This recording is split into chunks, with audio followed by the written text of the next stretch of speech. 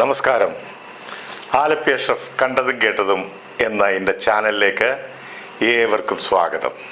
സത്യമെന്ന് പറയുന്നത് ഒരു ശസ്ത്രക്രിയ പോലെയാണ്. അത് വേദനിപ്പിക്കുന്നു, പക്ഷേ സുഖപ്പെടുത്തുന്നു. നുണയാണെങ്കിൽ അതൊരു വേദന സംഹാരിയാണ്, തൽക്ഷണം ആശ്വാസം നൽകുന്നു. പക്ഷേ എന്നേക്കുമായി പാർശ്വഫലങ്ങൾ ഉണ്ടാക്കുന്നു. നുണ പറയുന്ന 1000 സുഹൃത്തുക്കളെ നേടുന്നതിനേക്കാൾ സത്യം പറയുന്ന ഒരു ശത്രുവിനെ നേടുന്നതാണ് ഉത്തമം. ഇവിടെ ഇപ്പോൾ എമ്പുരാൻ എന്ന ചിത്രത്തെക്കുറിച്ച് സത്യവും അസത്യവും ഏറ്റുമുട്ടുന്നു. വാദപ്രതിവാദങ്ങൾ അരങ്ങ് തകർക്കുമ്പോൾ എനിക്കും വെളിപ്പെടുത്താനുണ്ട് ചില സത്യങ്ങൾ. അതിലേക്ക് നിങ്ങളുടെ ശ്രദ്ധയെ ഞാൻ ക്ഷണിക്കുകയാണ്.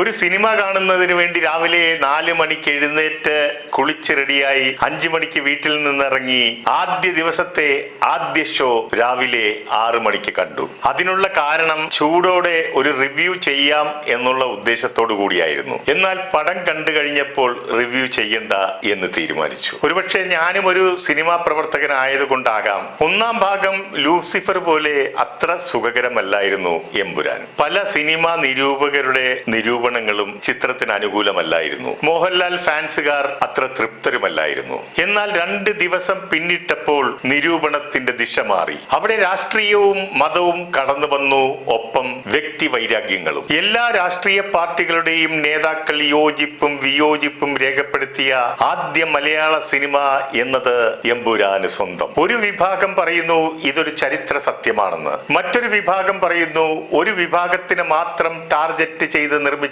ചിത്രമാണെന്ന്. എന്നാൽ വേറൊരു വിഭാഗം പറയുന്നു ഇതൊരു ആവിഷ്കാര സ്വാതന്ത്ര്യത്തിന്റെ ഭാഗമായി കാണണമെന്ന്. കേന്ദ്രം ഭരിക്കുന്ന ഗവൺമെന്റ് ആണ് സെൻസർ ബോർഡ് മെമ്പർമാരെ നിയമിക്കുന്നത്. ഞാനും മുൻപ് സെൻസർ ബോർഡ് മെമ്പറായി ഇരുന്നിട്ടുണ്ട്. സെൻസർ ബോർഡ് വിട്ടുവീഴ്ചകൾ പലതും ഈ പടത്തിന് വേണ്ടി ചെയ്തിട്ടുണ്ടെങ്കിൽ അത് മോഹൻലാൽ എന്ന നടന് വേണ്ടി മാത്രമായിരിക്കും. ഈ പടം സെൻസർ ചെയ്ത വേളയിൽ അവർ കൂട്ടായി എടുത്ത തീരുമാനം ഇങ്ങനെയൊക്കെ ആയി തീരുമെന്ന് അവർ ചിന്തിച്ചു പോലും കാണില്ല. അല്ലെങ്കിൽ ഒരുപക്ഷെ അവർ ആവിഷ്കാര സ്വാതന്ത്ര്യത്തിന് കൊടുത്ത അനുവാദമായിരിക്കാം. എൻപുരാന്റെ കഥാകൃത്ത് മുരളി ഗോപി മുൻപ് CPM-നെ ചൊടിപ്പിക്കുന്ന രീതിയിലുള്ള ലെഫ്റ്റ് റൈറ്റ് ലെഫ്റ്റ് എന്ന ചിത്രം മുഖ്യമന്ത്രി പിണറായി വിജയനെ ലക്ഷ്യം വെച്ചിട്ടുള്ളതാണെന്ന ആക്ഷേപം അന്ന് ഉയർന്നിരുന്നു. ഇന്ന് നമ്മുടെ മുഖ്യമന്ത്രി എമ്പുരാനെ കുറിച്ച് പറയുന്നു രാജ്യം കണ്ട നിഷ്ഠൂരമായ വംശഹത്യകളിൽ ഒന്നിനെ പരാമർശിക്കുന്നതാണ് സംഘപരിവാറുകാരെ രോക്ഷാകുലരാക്കിയത്. BJP RSS നേതാക്കളും അണികളും ഈ ചിത്രത്തിനെതിരെ ഭീഷണി ഉയർത്തുകയാണ്. ഇത് ജനാധിപത്യത്തിന് ഹിതകരമല്ല. AICC general secretary KC Venugopal പറയുന്നു സിനിമയിൽ വർത്തമാനകാല രാഷ്ട്രീയം കാണിക്കാറുണ്ട്. അത് ചില പാർട്ടികൾക്ക് അനുകൂലവും ചിലർക്ക് പ്രതികൂലവും ആകാം. ഈ ചിത്രത്തിൽ കോൺഗ്രസിനെയും വിമർശിക്കുന്നുണ്ടെന്ന് അറിയാൻ കഴിഞ്ഞു. അതിൽ അസഹിഷ്ണുത ഉണ്ടാകേണ്ട കാര്യമില്ല. പ്രതിപക്ഷ നേതാവ് VD സതീശൻ പറയുന്നു സംഘപരിവാറിന് ചരിത്രത്തെക്കുറിച്ച് കാര്യമായ അറിവില്ല, ചരിത്രത്തെ വളച്ചൊടിച്ചാണ് ശീലം. ആവിഷ്കാര സ്വാതന്ത്ര്യം എന്നത് തങ്ങൾക്ക് അനുകൂലമായി സൃഷ്ടിക്കുന്ന സ്വാതന്ത്ര്യമാകരുത്. ഭീഷണിപ്പെടുത്തിയും അവഹേളിച്ചും സിനിമയുടെ ഉള്ളടക്കത്തെ തിരുത്തുന്നത് ഉചിതമല്ല. KPCC പ്രസിഡന്റ് K സുധാകരൻ പറയുന്നു എമ്പുരാനിലെ കലാപകാരികൾ BJP-കാരാണെന്ന് സ്വയം തിരിച്ചറിയാൻ സംഘപരിവാറിന് സാധിച്ചത് വലിയൊരു കാര്യമാണെന്ന്. BJP സംസ്ഥാന പ്രസിഡന്റ് രാജീവ് ചന്ദ്രശേഖർ പറയുന്നു നിർമ്മാതാക്കൾ തന്നെ സിനിമയിലെ സീനുകൾ ഒഴിവാക്കുകയാണെന്ന് പറയുന്നു. അതിൽ എതിർക്കപ്പെടേണ്ട സീനുകൾ ഉണ്ടെന്ന് ഇതിൽ നിന്നും മനസ്സിലാക്കേണ്ടതാണ്. ഞങ്ങൾ പറഞ്ഞിട്ടല്ല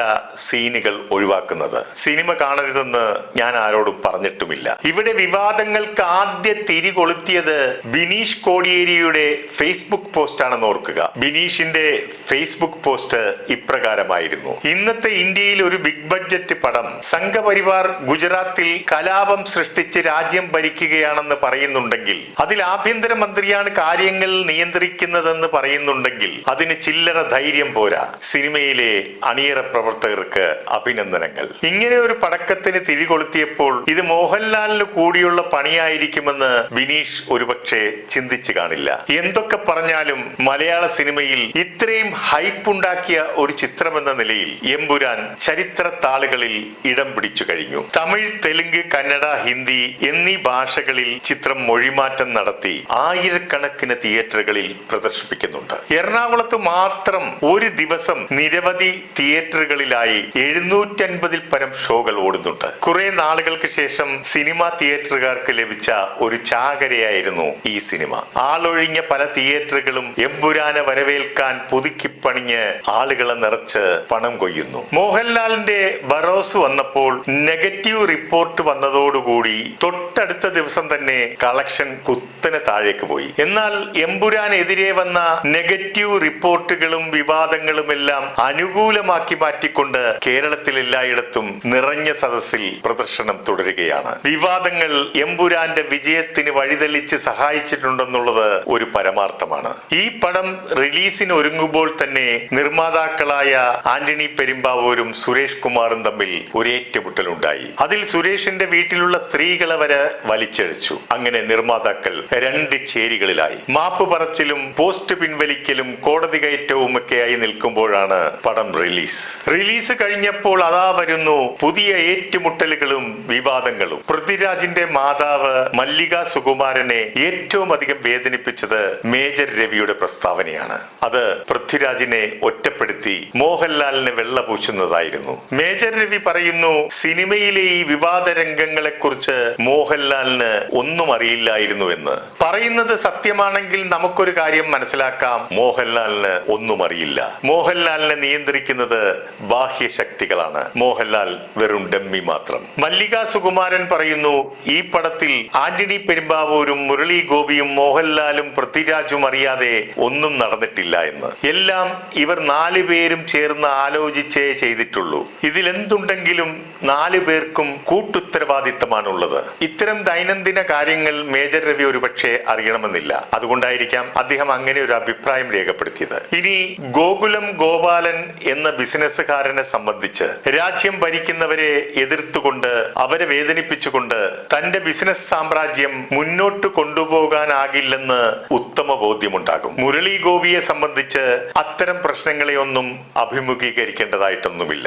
അതുകൊണ്ടായിരിക്കാം അദ്ദേഹം നിലപാടിൽ ഉറച്ചു തന്നെ നിൽക്കുന്നത്. എന്നാൽ പൃഥ്വിരാജിനെതിരെ നിരവധി ആരോപണങ്ങളും ഭീഷണികളും ഉയരുന്നുമുണ്ട്. ഒപ്പം കുടുംബത്തിന് നേരെയുള്ള സൈബർ ആക്രമണവും. ആകെ സഹായത്തിനും ധൈര്യം പകരാനും കൂടെ നിൽക്കാനുമുള്ളത് പെറ്റമ്മ മാത്രം. മോഹൻലാലിനെ സംബന്ധിച്ച് മോഹൻലാലിന്റെ ആദ്യകാല വളർച്ചയിൽ RSSനുള്ള പങ്ക് വിസ്മരിക്കാനാവില്ല. ഞാൻ ഇനി ഇവിടെ പറയാൻ പോകുന്ന കാര്യങ്ങൾ ഒരുപക്ഷെ പലർക്കും അവിശ്വസനീയമാണെന്ന് തോന്നാം. ഇപ്പോൾ മോഹൻലാലിന്റെ കൂടെ പറ്റിച്ചേർന്ന് നിൽക്കുന്നവർക്കും വിമർശിക്കുന്നവർക്കും ഇതറിയണമെന്നില്ല. കാരണം മോഹൻലാലിന്റെ വളർച്ചയുടെ ആരംഭകാലത്ത് ഇവരാരും കൂടെയില്ലായിരുന്നു. പണ്ടൊരിക്കൽ തിരുവനന്തപുരത്ത് നടന്ന ഹിന്ദു ഐക്യവേദിയിൽ അദ്വാൻജി പങ്കെടുത്തിരുന്നു. അതും അതിനോടനുബന്ധിച്ച് നടന്ന റാലിയും ഷൂട്ട് ചെയ്യാനായി ചുമതലപ്പെടുത്തിയിരുന്നത് തിരുവനന്തപുരത്തുള്ള BJP-ക്കാരായ സിനിമക്കാരെയായിരുന്നു. അന്ന് രാത്രി സിനിമക്കാരുടെ വകയായിട്ട് പങ്കജ് ഹോട്ടലിന്റെ റൂഫ് ഗാർഡനിൽ വെച്ച് അദ്വാൻജിക്ക് ഒരു ഡിന്നർ ഒരുക്കുന്നു. അവിടേക്ക്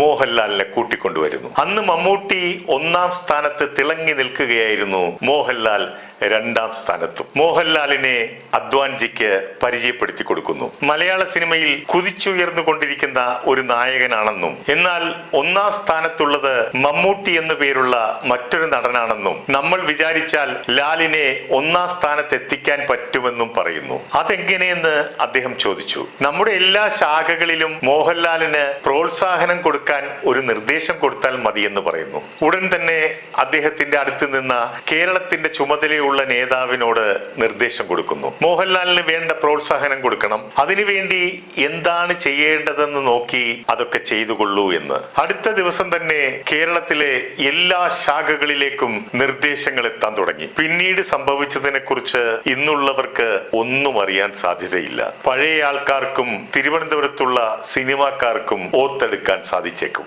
അതെന്താണെന്ന് വെച്ചാൽ കേരളത്തിൽ അങ്ങോളം ഇങ്ങോളമുള്ള മമ്മൂട്ടി ചിത്രങ്ങളുടെ പോസ്റ്ററുകൾ പോസ്റ്ററുകൾ ചാണകമെറിഞ്ഞ് വികൃതമാക്കി. ഞാൻ അന്നൊരിക്കൽ തിരുവനന്തപുരത്ത് നിൽക്കുമ്പോൾ മനോരമ പത്രത്തിൽ മമ്മൂട്ടിയുടെ ഒരു വലിയ 6 ഷീറ്റ് പോസ്റ്ററിൽ മുഴുവൻ ചാണകം പതിപ്പിച്ച ഒരു ഫോട്ടോ ഉൾപ്പെടെയുള്ള ഒരു വാർത്ത വന്നിരുന്നു. അതിന്റെ തലക്കെട്ട് മമ്മൂട്ടിയുടെ പോസ്റ്ററിന്മേൽ വ്യാപകമായ ചാണകാഭിഷേകം. ആ വാർത്ത ഇന്നും എന്റെ ഓർമ്മയിലുണ്ട്. കൂടാതെ മമ്മൂട്ടി ചിത്രങ്ങൾക്ക് തിയേറ്ററിനുള്ളിൽ കൂക്കുവിളിയും ഉയരാൻ തുടങ്ങി. ഈ വിഷയത്തിൽ മമ്മൂട്ടി മാനസികമായി ആകെ തകർന്നു. എന്ത് ചെയ്യണമെന്നറിയാതെ പകച്ചു നിൽക്കുമ്പോൾ മമ്മൂട്ടിയുടെ രക്ഷകനായി എത്തിയത് നിർമ്മാതാവ് സുരേഷ് കുമാർ ആയിരുന്നു. ഞാൻ ഇതൊക്കെ കൊണ്ടാണ് സുരേഷ് കുമാർ ഒരുപാട് നന്മയുള്ള ആളാണെന്ന് നേരത്തെ സൂചിപ്പിച്ചിട്ടുള്ളത്. സുരേഷ് കുമാർ മമ്മൂട്ടിയും കൂട്ടി BJP നേതാക്കളെ സമീപിച്ചു. PP മുകുന്ദേട്ടൻ പറയുന്നു, മോഹൻലാലിന് പ്രോത്സാഹനം കൊടുക്കാൻ പറയുന്നത്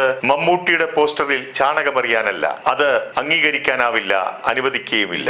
സുരേഷ് കുമാർ മമ്മൂട്ടിയും കൂട്ടി RSS കാര്യാലയത്തിലും പോയി. അവിടെ മമ്മൂട്ടിക്ക് നല്ല ആദരവും പരിഗണനയും ലഭിച്ചു. അതോടുകൂടി പ്രശ്നങ്ങൾ പരിഹരിക്കുകയും ചെയ്തു. എന്നാൽ മോഹൻലാലിന് വേണ്ടിയുള്ള പാലഭിഷേകവും തിയേറ്ററിൽ പൂവാരി എറിയുന്നതുമൊക്കെ അവർ തുടങ്ങിവെച്ചു. ഈ സംഭവം ഞാനിവിടെ പറയുമ്പോൾ PP മുകുന്ദേട്ടൻ ഒഴികെ ബാക്കി എല്ലാ കഥാപാത്രങ്ങളും ഇന്നും ജീവിച്ചിരിപ്പുണ്ടെന്ന് ഓർക്കുക. ഞാനിതിപ്പോൾ ഇവിടെ വെളിപ്പെടുത്താനുള്ള കാരണം മോഹൻലാൽ എടുത്ത തീരുമാനത്തെ വിമർശിക്കുന്നവർ അറിയാൻ വേണ്ടി കൂടിയാണ്. അദ്ദേഹത്തിന്റെ ഉയർച്ചയ്ക്ക് ചവിട്ടുപടി ഒരുക്കിയവരെ അദ്ദേഹം മറന്നിട്ടില്ല എന്നുള്ളതാണ്. കമ്മ്യൂണിസ്റ്റ് പാർട്ടിയായാലും കോൺഗ്രസ് പാർട്ടിയായാലും പല കലാകാരന്മാർക്കും ഉയർന്നു വരാനുള്ള സാഹചര്യം അവർ ഒരുക്കിയിട്ടുണ്ട്. അത് തുറന്നു പറയുന്നതിൽ ഒരു തെറ്റുമില്ല. പക്ഷേ അത് തുറന്നു പറയാനുള്ള മനസ്സ് കാണിക്കണമെന്ന് മാത്രം. സ്വാർത്ഥതയുടെ ആൾരൂപങ്ങളായി ഓരോ മനുഷ്യ മനസ്സുകളും ചുരുങ്ങിപ്പോകുന്നു. ഏത് വിധേനയും പണവും പ്രശസ്തിയും അധികാരവും ഒക്കെ നേടുവാനുള്ള അന്ധമായ ഓട്ടത്തിൽ അകപ്പെട്ടു പോവുകയാണ് സമൂഹം. നിർത്തുന്നു. നന്ദി, നമസ്കാരം.